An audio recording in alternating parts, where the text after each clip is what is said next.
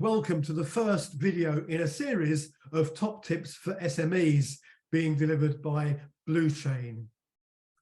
My name is Philip King. I spent 44 years working in frontline credit management, followed by a stint as the interim Small Business Commissioner, and my passion is supporting small businesses. I'm delighted to introduce Tim Annis, who is Chief Executive Officer of Bluechain. So Tim, over to you. Hi, Philip. Thanks for the introduction and great to be here and to do these top tips with you. So I've spent 20 years in the payments industry helping businesses make and take payments. So ensuring everything around their success in that area has always been a big passion for me, similar to yourself. And that's why I work with Bluechain. Our focus is everything to do with helping businesses make and take payments to help them be successful in everything that they do. So that's what we're trying to achieve in the marketplace. We're really excited to put this top tip series together. I think it's really great to help businesses understand some of the resources and things that they should be thinking of and doing to be really successful. So it's great to work with you again, and great to work with some of the other people I know we've got lined up for this. So looking forward to it. Over to you for your top tips though. Thanks, Philip. Thanks, Tim. So my top 3 tips are around getting paid. And the first one is know exactly who you're dealing with. Are they a limited company, a sole trader, or a partnership? What's their exact name? If you don't know those things, then you can't invoice them properly. And if the worst comes to the worst, you certainly can't sue them in court because you'll be trying to sue a business that doesn't exist. You need to know their record and their reputation. Are they likely to pay you? You need to know whether they have sufficient funds to pay you when your invoices become due. My second tip is to agree payment terms up front. You need certainty about when you're going to be paid. If the agreed terms are 30 days, you want payment on the 30 days, not on 45 days, which will leave you with a gap in your cash flow. So negotiate the terms up front, make sure you agree them, and then confirm them in writing to make sure that both parties understand what they are. And make sure you can cope with the terms you're offering. If you can't live with a gap in cash flow, then don't get into the relationship because you'll just go bust as a result of doing so. And my final and third tip is learn the process. If you want to be paid for your invoices, you need to know where the invoices need to go. You need to know what must be on them. You need to know how they're going to be approved, what the system of your buyer is. You need to know when relevant payment runs take place so that you can get the timing right. And equally important, you need to make friends with someone in the accounts payable department so you can talk to them if there's ever a problem with payment not arriving. So if we think about the first of your tips there, the know your customer, for me in the payments world, that means a certain thing, but I get where you're coming from in terms of know what type of business they are.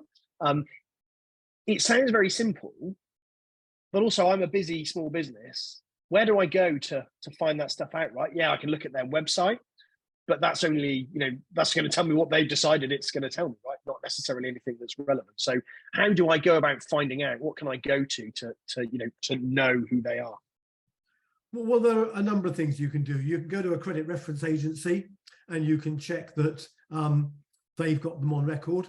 You can go to Companies House and you can search for free. Just type into Google, company information. It brings up the Companies House website. You put the name in and it will tell you the name, the registered office address and the registered number. And that registered number is really important. Capture that and keep it on file because that's the number you're trading with. If they change the name, you can easily get caught out. And if you ever get to court, you'll be laughed out of court because you're trying to sue the wrong business. So get the company registration number and keep it.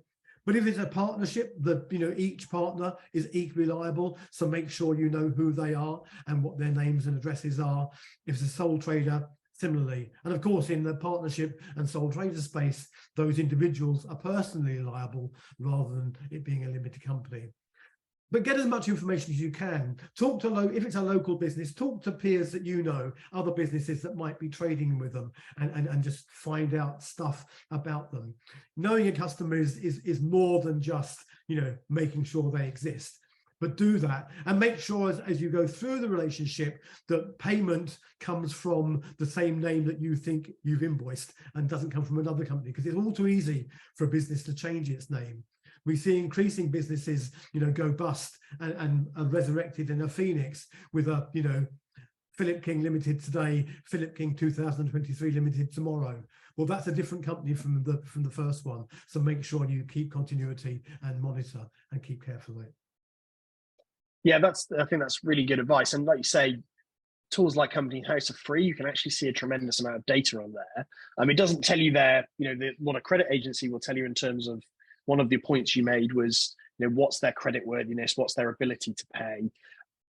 A question I would ask there, I think you mentioned, have they got the funds to pay this? I'm not sure. It doesn't feel like that's something easy to find out, and also may not be easy to ask. What's your bank balance, guys? Are you going to be able to pay me this in 30 days? It sounds like a hard question to ask, but depending on the business, if you're working with a very big business, it's perhaps a different story. But with another peer-like small business, it's probably appropriate to say, what's your cash flow? What's your, can I see a copy of your accounts maybe, so that I can feel comfortable that your business is going to be around in 30 days, 60 days, 90 days to pay me the bill that we've agreed. Do you feel that is an appropriate question to ask, or would you have to sort of gauge it on the relationship you've got? Absolutely, it's appropriate to ask. Why wouldn't you? You're supplying something, whether it's a service or a product or some goods, to a business, and they say they want it next Wednesday. They're perfectly entitled to say that, and they expect you to meet the deadline they've given you. Why aren't you entitled in return to say, when are you going to pay me? We need to get away from this culture that says it's embarrassing to talk about money. No, it's not. It's just part of the cycle of business trading. And if you don't ask it, how can you complain when money doesn't arrive? So it's really important. And why not ask, if they've got the capacity to pay you? Because if they haven't, you're working for nothing. And if you sell £10,000 and don't get paid, and your margin is 10%, you've got to sell another 100,000 to make that up. That's mad. Yeah, very true. So, if you can't afford, then walk away, because that's the best option. But ask the question. Absolutely. Yeah. And I think that's, a really good piece of advice to remember for people is, it's normal to ask these things. So then you mentioned agreeing terms, and obviously you want to make sure we're very clear on the terms that we've agreed, that both parties are, I'm going to bill you, you owe me money 30 days or whatever the terms you've agreed is later. And that doesn't mean that you kick the payment run off in 30 days, right? So I've seen that certainly in some of the businesses I've worked with, where they would say, well, we do a payment run on a Friday in the last week of the month, so you get paid 3 days after that. It's like, but my bill's due 2 weeks before that. That sort of stuff I've seen a lot. Is that how would you tackle, what would be the advice to tackle that to businesses? Well, I think if we take the first point around negotiating the terms, it's really important. And everyone always says, well, big businesses impose the terms on small businesses. And of course they try to do that. I've never yet seen a big business that cannot change the terms if they want to. So that's the first thing. And I think an open conversation that says, look, Mr. Big, I'm Mr. Very Small, and I really can't afford to wait 60 days for you to pay me. If you want this service that you're asking me to give, I can only do it if you agree to pay me in 14 days or 21 days or 30 days. And very often large businesses can do that if they choose to. So I think that's important. If they won't, then try and get something back in return. So if they're saying, they must have 60 days, then what's in it for me? Do I get a bigger order? Do I get a longer contract? Do I get less deliveries to make? Do I get, only produce it in blue rather than blue, red and yellow? Whatever it is, try and get something back in return for giving the terms that they want. And when you talk about, what the process is, and it's, end of the month plus 3 days and so on, that's really important to know. And that's why I say, make sure that you've got all these things lined up and in your head what it means. Because if you don't, you're reliant on them. And fundamentally, always confirm what you say in writing. you may not be able to have a 25-page contract that sets all this stuff out, but if nothing else, at least have an exchange of emails where you say, do we agree the terms are 21 days? Then they reply and say yes. And you reply and say 21 days means I will be paid for an invoice at the end of the month on the 21st of the month following. Just get that clearly set out. You don't want to fight, you don't want to battle, but if you have one, at least have something to back you up when you're fighting. Yeah, it makes it a lot easier. It's a lot harder for people to disagree with you if it's like, well, you sent an email and you agreed to 21-day terms or whatever the terms are. And humans are humans, they'll find it harder to disagree with that than if, well, we verbalized it, but I don't recall that conversation. So I think that's a really, pertinent piece is, get it in writing. It doesn't have to be a full contract, but it's much harder to disagree with something that is in an auditable form that obviously could come up in further litigation, should we say, if it gets to that point. So there's value there. Repeat it on the invoice. So when you send the invoice out, make sure it says very clearly, this invoice is due on the 21st of May or whatever the date is, so that there's no room for misunderstanding. I've talked to so many small businesses who said, well, I just assumed they'd pay me on 30 days. And after 90 days, they're still waiting. Well, if you assume, then you're on dangerous ground. Absolutely. And I think your final point is a really good one as well. So you talked about knowing the process, and I've worked for blue chip businesses, I've worked for small businesses, and certainly the blue chips can have a very opaque process to work out that often their employees don't understand, let alone you. And you have access, the employees have access to internal people to ask those questions to. So I think it's a really relevant piece. How, though, sometimes would you go about understanding that process? Because you might be talking, let's say you're talking to Tim Annis, who was, the procurement person or the sales guy, perhaps, and therefore doesn't know what the process actually is themselves. So what would you have any sort of thoughts around that?